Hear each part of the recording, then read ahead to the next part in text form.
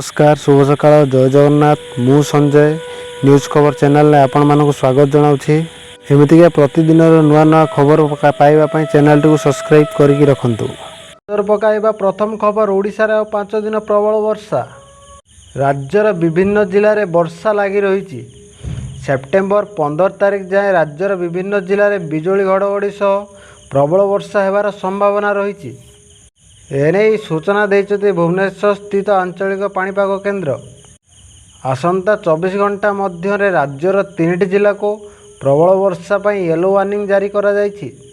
सही जिला गुड़िक है सुंदरगढ़ झारसुगुड़ा और बरगढ़।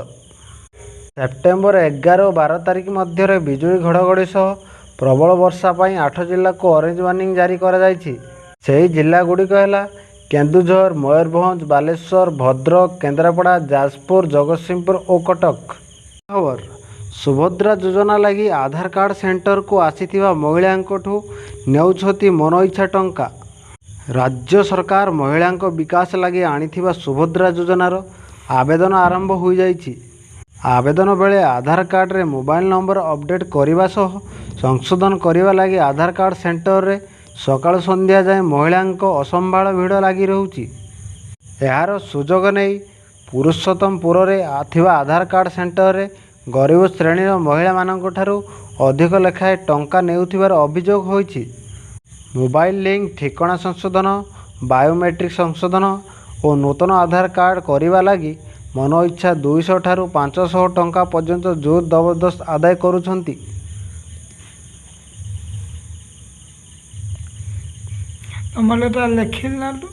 खबर आधार कार्ड को नहीं आसिला जरूरी सूचना।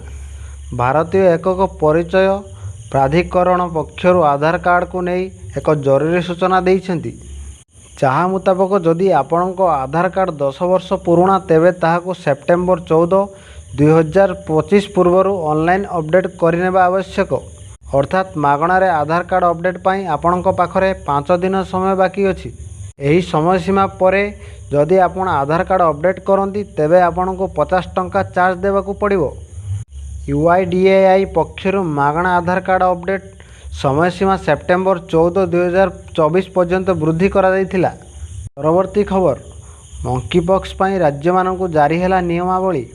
सारा विश्व में द्रुत गति व्यापुवा विपज्जनक रोग मंकीपॉक्स भारत में प्रवेश कर सारी।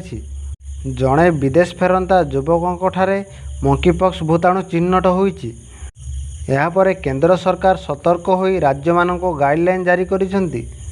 एही विपज्जनक रोगर भूताणु आफ्रिकार यूरोप और अमेरिका को व्यापुछि।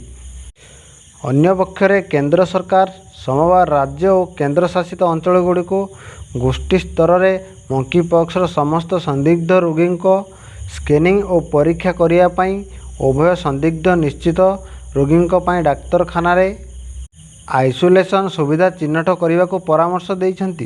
परवर्ती खबर कर्कट औषध उपरे पूर्वर थिबा 12% जीएसटी को 5% को ह्रास करा जायछि।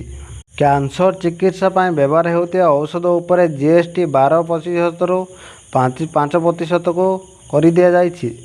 सेहीपरि लुणिया खाद्य पदार्थ उपरू मध्य 18% जीएसटी को ह्रास करी 12% को कमा जायछि।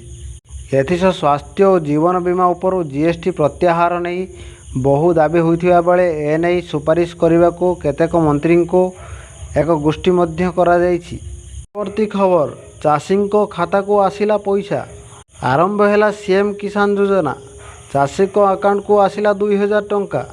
यह योजना द्वारा राज्यर 45,76,524 जन क्षुद्र और नाममात्र चाषी एवं 19,12,122 जन भूमिहीन चाषी लाभान्वित हेबे। एथिसह भूमिहीन चाषी को 3टी किस्ती 12,500 टंका मिलिबो। खरीफ और रबी फसल पूर्वर योग्य हिताधिकारी माने डीबीटी माध्यम रे वर्ष को 2टी किस्ती मोट 4,000 टंका आर्थिक सहायता पाइबे। परवर्ती खबर ओडिशा रे चलिबो 6 वंदे भारत ट्रेन।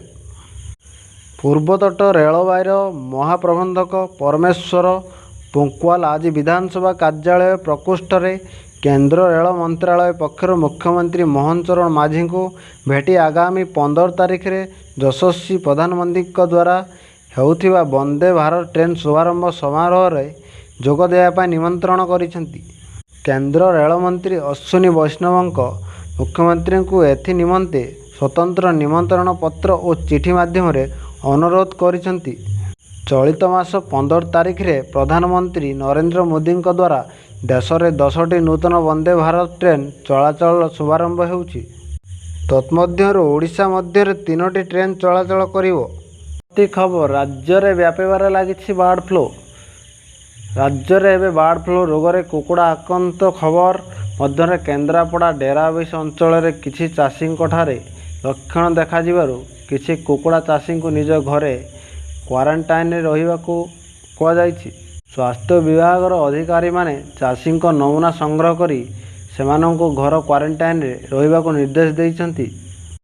ପୁରୀରେ ଏହା ଅଧିକ ବ୍ୟାପିବାରୁ କେନ୍ଦ୍ରୀୟ ଟିମ୍ ମଧ୍ୟ ଆସି ସେଠାରେ ସ୍ଥିତିର ଅନୁଧ୍ୟାନ କରିଛନ୍ତି। ଖବର ଅନଲାଇନ୍ ପେମେଣ୍ଟରେ ଲାଗିବ ଜିଏସ୍ଟି। ସୋମବାର ବସିଥିବା ଜିଏସ୍ଟି ପରିଷଦ ବୈଠକରେ ଅନଲାଇନ୍ ପେମେଣ୍ଟରେ ଜିଏସ୍ଟି ନାହିଁ ଏହା ଉପରେ ବଡ଼ ନିଷ୍ପତ୍ତି ନିଆଯାଇଛି।